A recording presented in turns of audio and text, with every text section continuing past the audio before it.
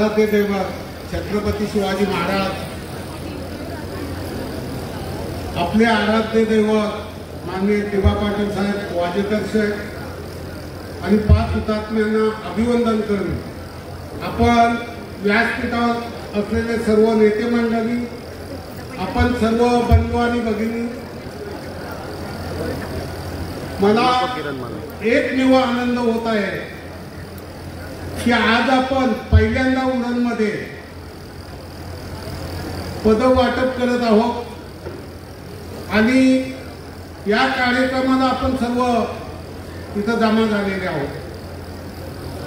पद म्हणजे काय? शोभेचा पद नसतो. ज्याला पद दिला त्याने काम केला पाहिजे.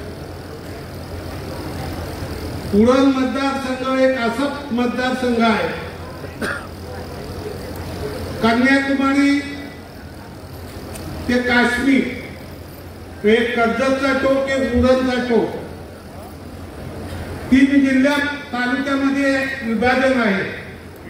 कर्जतचे 2.5 जिल्हा परिषद मतदारसंघ आहे, पनवेलच्या 4.5 जिल्हा परिषद मतदारसंघ आहे, उरणचे 4 जिल्हा परिषद मतदारसंघ आणि 1 नगर परिषद आहे. पण असं वाटतो का उरणचा आमदार, उरण मतदारसंघ आहे, या 3 तालुक्यामधून कोणी उमेदवार या उरण मतदारसंघात उभा राहू शकतो. फक्त उरणचा लोक असा भाव करतात याच्या अगोदर झालेले आमदार का उरण मधला उमेदवार पाहिजे. मग 3 तालुके याच्यात कसे गणले गेले? शेवटी भारतीय राज्यघटनेत सर्वांना तो अधिकार आहे. विशेष करून आपण उरणचा विकास, जर उरणच्या विकासाला डी.बा. पाटील वाजेकर शेठ सारखे, पूर्वी उरण म्हणजे पेट्याचा गाव, जो वाजेकर शेठनी सांभाळून ठेवला, पाटील साहेबांनी सांभाळून ठेवला. इथला पूर्वीचा मतदारसंघ उरण आणि अलिबाग असा होता.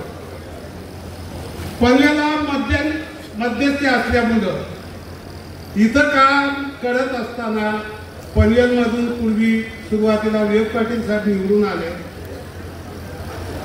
आणि काम करत असताना लोकांना असं वाटत का ते उरण पनवेलचे आमदार आहेत असे समजतात, उरणमध्ये लक्ष देत नाही. पण 3 तालुके असल्यामुळं त्यांना प्रत्येक तालुक्यात जावा लागतो याचा आपण भान ठेवावा.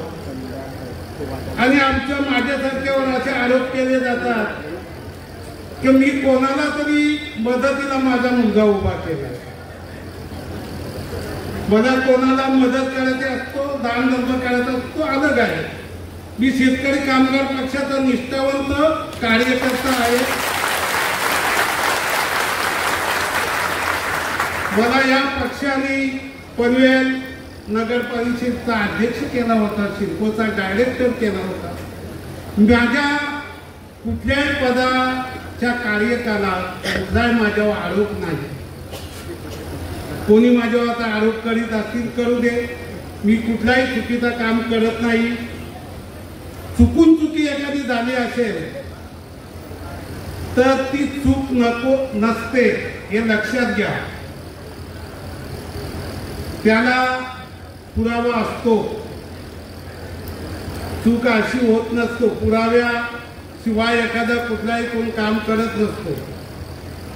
परंतु हे सर्व करत असताना मला एवढंच असं वाटतो की आज आपण जे निष्ठेने इथं सर्व जमले, आपण महाविकास आघाडीचे आहोत. महाविकास आघाडीतून आपण तिकीट मागितलेला आहे आणि तो आपल्याला मिळेल अशी मला खात्री वाटतो आपल्या सर्वांची. शेवटी उमेदवार मी कोणाला वाईट बोलणार नाही, ज्याचा तो काम करत असतो. याच्या अगोदर प्रीतम म्हात्रे 2 वेळ पनवेलमध्ये नगरसेवक होता. एक वेळ महानगरपालिकेमध्ये, पहिला नगरपालिकेमध्ये नंतर महानगरपालिका, 2 वेळ तो नगरसेवक होता आणि महानगरपालिकेचा विरोधी पक्ष नेता होता. तिथं सुद्धा त्यांनी चांगला काम केलं. मी त्याची वाहवा करत नाही, तुम्ही लोक बघता, तुम्हीच सांगता.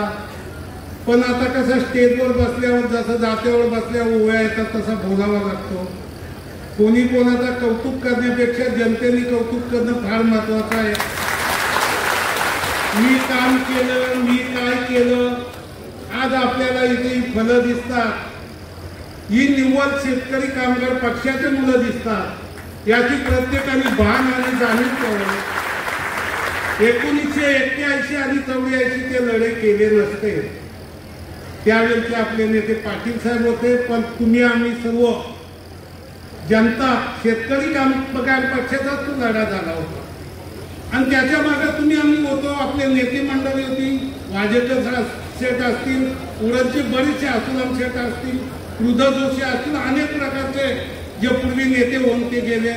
पनवेलमधून दिबा पाटील असतील, भगतसाहेब असतील, अनेक प्रकारचे नेते ज्यांनी शेका पक्षाकरता काम केलं आहे. अशा नेत्यांच्या मुलं आज आपण फलत लागतो. याची आपण सुद्धा जाणीव ठेवली पाहिजे. त्यावेळी सर्व पक्ष आपल्या विरोधात होते. 84च्या आंदोलनामध्ये 5 हुतात्मे झाले.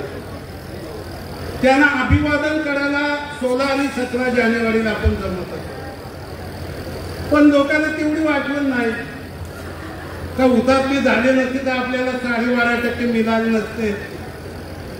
असं काय नसतो का लढल्याशिवाय आपल्याला काय मिळत नाही. आता इथं रवी गडात यांनी सांगितलं या JNPT मधून 20,000 कोटी त्यांना रेव्हेन्यू जातो केंद्र सरकारला. आणि आता कोणी काय सांगत असेल हे बीजेपी मुलं झालं, हे याच्या मुलं झालं, काँग्रेस मुलं झालं, हे ते आपल्याकरता केलं नाही.